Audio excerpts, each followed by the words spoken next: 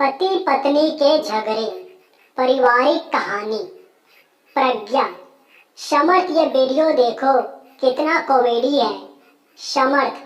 प्रज्ञा please मुझे मेरा काम करने दो, मुझे परेशान मत करो। ऐसी फालतू बातें सुनने के लिए मेरे पास तुम्हारे जैसा फालतू वक्त नहीं है। प्रज्ञा।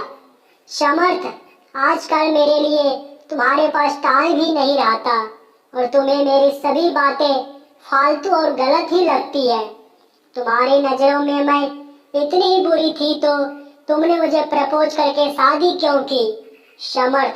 हाँ, भूल हो गई मुझसे, लेकिन अब क्या फायदा ये बोल के की हुई भूल अब निभानी तो पड़ेगी ना, जिंदगी भर। समर्थ के ऐसे शब्द सुनकर प्रज्ञा की आंखों में आंसू आ गए। प्रज्ञा। ठीक है, तो फिर तुम्हें मेरे होने से इतनी ही तकलीफ होती है तो मुझे लगता है कि हम अलग हो जाते हैं। दोनों की ये बातें चालू थी तब अनु का कॉल प्रज्ञा के मोबाइल पर आया। अनु। समर्थ और प्रज्ञा दोनों की कॉमन फ्रेंड थी। प्रज्ञा अनु का कॉल उठाती है, लेकिन अनु कॉल पर ही रो रही थी। प्रज्ञा। अरे बोल ना कुछ, क्या हुआ? आंटी की तबीयत अच्छी नहीं है क्या? अनु। माँ की तबीयत अच्छी है प्रज्ञा। ऐसा बोलकर अनु फिर से फूट फूट कर रोने लगी। प्रज्ञा। अनु, तुम पहले रोना बंद करो, मुझे ठीक से बताओ आखिर क्या बात है, मुझे अभी डर लग रहा है। अनु, जल्दी बताओ क्या हुआ? अनु। प्रज्ञा। प्रज्ञा, राहुल। प्रज्ञा। क्या हुआ राहुल को? अनु। प्रज्ञा, कल रात को कश्मीर में आतंकवादियों के साथ गोलीबारी में राहुल को 4 गोली लगने से राहुल शहीद हो गए। अभी अभी फोन आया, उनकी बॉडी विमान से ला रहे हैं। ये सुनकर प्रज्ञा के पैरों तले जमीन खिसक गई। प्रज्ञा। अनु, अनु, हम दोनों अभी आते हैं तुम्हारे पास, तू संभाल खुद को और आंटी को भी, हम पहुंचते हैं जल्द से जल्द उधर। ऐसा बोलकर प्रज्ञा फोन रख देती है और समर्थ को राहुल और आतंकवादियों में हुई फायरिंग और राहुल के शहीद होने की बात बताती है। समर्थ भी उसकी बातें सुनकर सुन्न हो गया, लेकिन तुरंत वो दोनों अनु के घर जाने के लिए रवाना हुए। अनु के घर पहुंचते ही दरवाजे में ही अनु प्रज्ञा के गले लग लग कर रोने लगी। अनु। प्रज्ञा, कल सुबह ही तो हम तीनों ने उनसे बात की थी, वीडियो कॉल पर वो कह रहे थे कि छुट्टी सेक्शन हो गई है और अगले सप्ताह वो घर आ रहे हैं।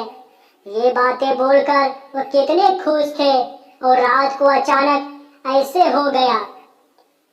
प्रज्ञा।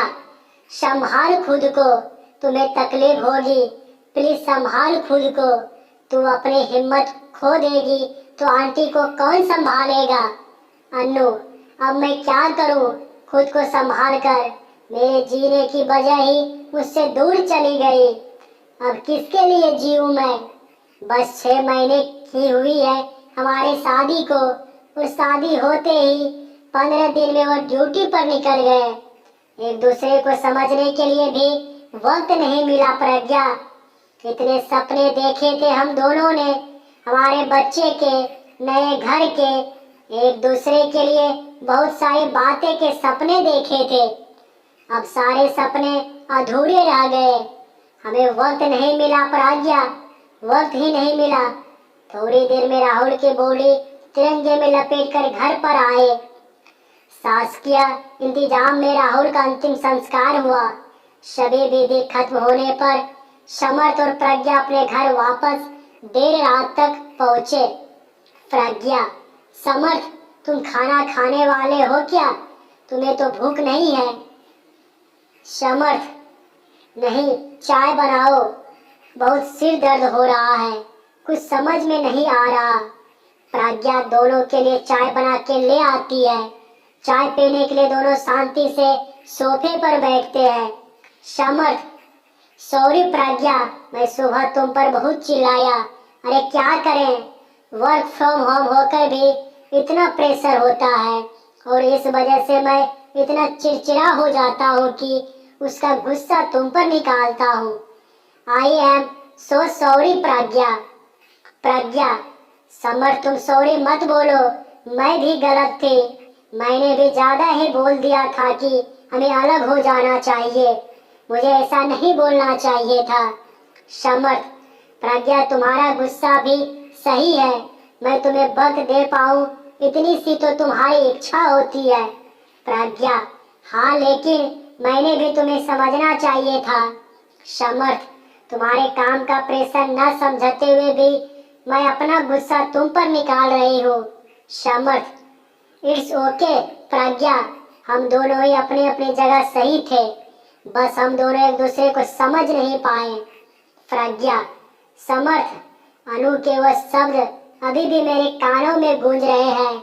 हमें वक्त ही नहीं मिला प्रज्ञा, हमें मिला हुआ वक्त तो कितना ग्रांटेड लेते हैं ना।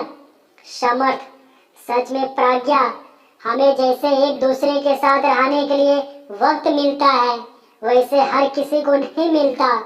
वह टाइम मिले इसके लिए बहुत लोग कितने प्रयास करते हैं, लेकिन कोई परिवार की जिम्मेदारी में तो कोई देश के प्रति जिम्मेदारी को निभाने में व्यस्त रहता है और हम इस मिले हुए वक्त में क्या करते हैं, एक दूसरे की गलती निकालने की कोशिश करते रहते हैं। प्रज्ञा, सच में समर्थ, अनु और राहुल की जिंदगी देखकर समझ में आता है कि हम कितने खुशी और खुश हैं, लेकिन हमें उसकी कीमत ही नहीं पता। हम हमारी जिंदगी में छोटे छोटे दुख में उलझे रहते हैं। समर्थ, हमारा देश सुखी और प्यार से रहे इसके लिए हमारे देश के जवान अपने परिवार को छोड़कर देश के सेवा पर अपने जान की परवाह न करके हमारे लिए लड़ाई करता है। तभी हम यहाँ पर जाति, धर्म, पैसा, प्रेम, वक्त ऐसी छोटी बातों पर एक दूसरे से झगड़ा करते हैं। प्रज्ञा, हाँ चलो फिर आज से हम एक दूसरे के भावनाओं का कदर करेंगे और प्यार का सम्मान करेंगे, एक दूसरे को समझने की कोशिश करेंगे। समर्थ, हाँ, और हम ये सुनिश्चित करेंगे कि हमारे सुख और खुशी के लिए जो जवान सीमा पर लड़ते हैं, जो शहीद होते हैं, उन्हें और उनके परिवार को सुख के कुछ पल दे सके। हमसे जितनी छोटी देश सेवा हो जा सके उतनी करें और देश का कर्ज चुका सकें। तो दोस्तों, कहानी अच्छा लगा हो तो लाइक, कमेंट और चैनल पे जो नए हैं चैनल को सब्सक्राइब जरूर करें। धन्यवाद दोस्तों।